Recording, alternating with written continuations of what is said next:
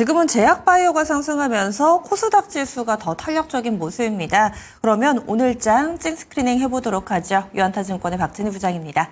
안녕하세요. 네, 안녕하세요. 예, 오늘장 핵심 뭐라고 보세요?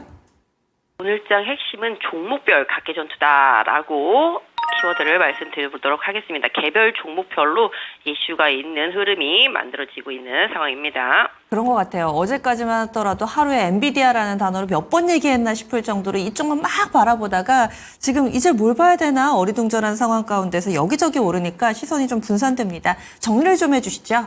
네, 말씀하신 대로 여기저기 오르고 있습니다.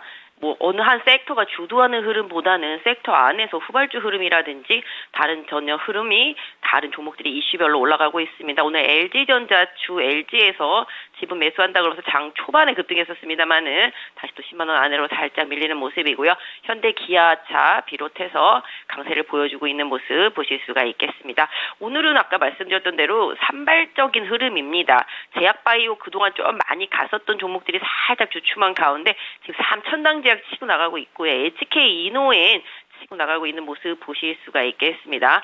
또한 지금 인공지능 반도체 쪽들이랑 인공지능 소프트웨어 쪽들이 워낙 좋습니다. 오늘 이쪽 섹터 상당히 좋은 모습입니다. 이스 소프트를 비롯해서 인공지능 관련, 그 다음에 아시다시피 딥페이크 관련한 보안 쪽들도 상당히 강한 모습 보실 수가 있겠습니다. 또한 전체적으로 놓고 보면 어제 두산그룹주 합병 처리하고 난 이후에 오히려 두산 로보틱스 강하게 올랐습니다만은 오늘 오히려 지금 살짝 밀리는 모습이고 두산은 상승세 좀 유지되는 모습 보실 수가 있겠고요.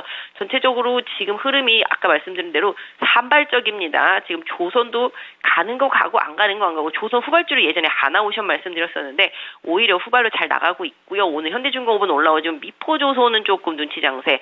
그동안 강했었던 건설주는 또 오늘 소폭 조정. 그다음에 음식료 섹터주도 그동안 많이 조정받았었는데요. 오늘 음식료 섹터주들도 농심, 삼양식품, 제일제당 비롯해서 올라오고 있는 모습 보실 수가 있겠습니다. 전체적으로 등락이 좀 많이 엇갈립니다. 2차 전지도 그동안 많이 올랐기 때문에 오늘 쉬는 흐름인데요. 그동안 또 못 갔던 또 엔캠은 오늘 또 반등하고 있는 모습 보실 수가 있겠습니다. 제약바이오 아까도 말씀드렸지만 후발주자들 힘이 강합니다. 지금 퓨처캠도 상당히 강하게 올라오고 있어서 눈에 띄고 있고요. 바닥이지만 지노믹트리도 조금 관심 갖고 봐야 될 것 같고 그 외에 파로스 아이바이오, 신테카바이오, 지아이노베이션 같이 약간 인공지능과 결합되어 있는 아까 인공지능 솔루션 좀 많이 간다고 말씀드렸죠.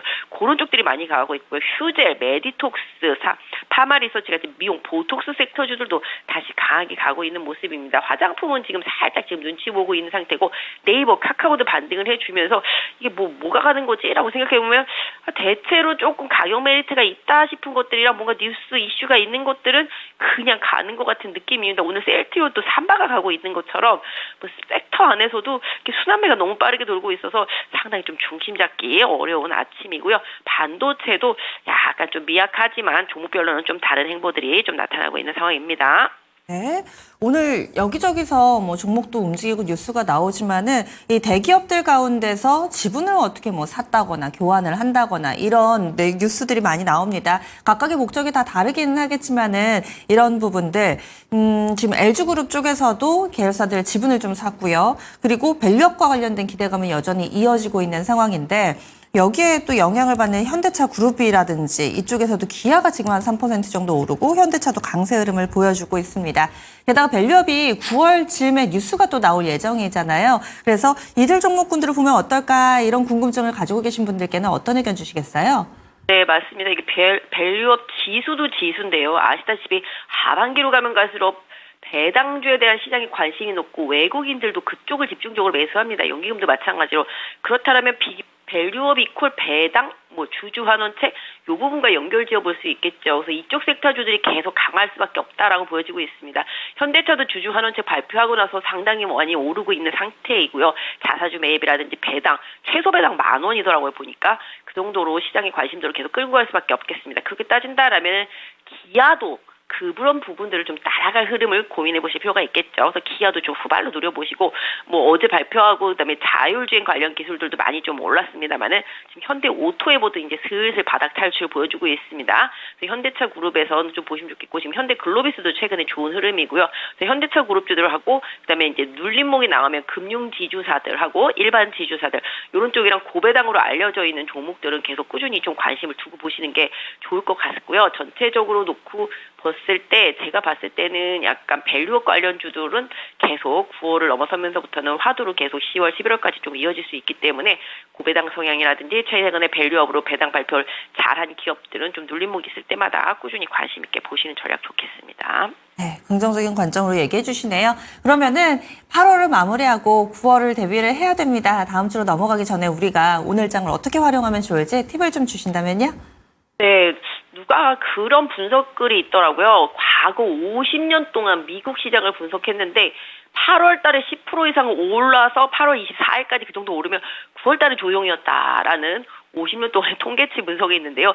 올해도 그게 맞을지 한번 봐야 되겠습니다만은 우리 시장도 비슷하지 않을까 싶습니다. 추석 제가 봤을 때는 추석이 있기 때문에 추석 전까지는 조금 일일비하는 장세일 것 같고 추석을 지나면서 뭔가 조금 흐름이 좀 바뀔 수 있겠다 좀 말씀드릴 수 있겠습니다. 그래서 그동안은 좀 뭐랄까요.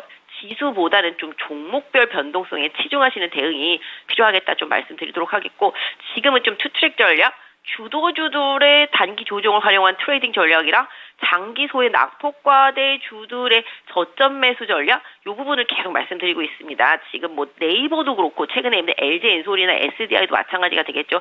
초장기 하락주들입니다. 네이버 카카오도 그랬었듯이 그래서 초장기 하락주들 뭐 이런 부분에 대해서 특히 이제 환율이라든지 경기에 덜 민감하다라는 측면에서 좀 계속 봐주시면 좋을 것 같고 소매 유통주도 계속 말씀드렸죠. 제가 최악이다.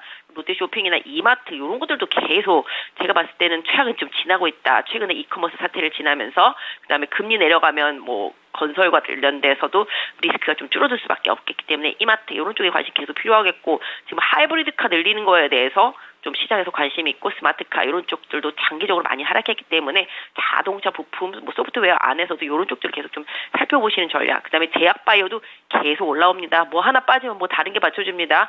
오늘 좀 일정 부분 뭐 못 간다, 뭐 알테오젠이라든지 이런 애들이 조금 힘이 살짝 떨어졌다 싶으니까 지금 셀트리온 삼바가 다시 올라오고 아까 말씀드렸던 대로 그동안 조정받았던 삼천당이라든지 후발주였던 SK 이노엔이라든지 이런 것들이 올라오는 것처럼 제약바이오 안에서는 후발주 흐름 어제 급시세 내고 나서 ABL 바이오도 많이 밀렸었는데요. 오늘 죄송합니다.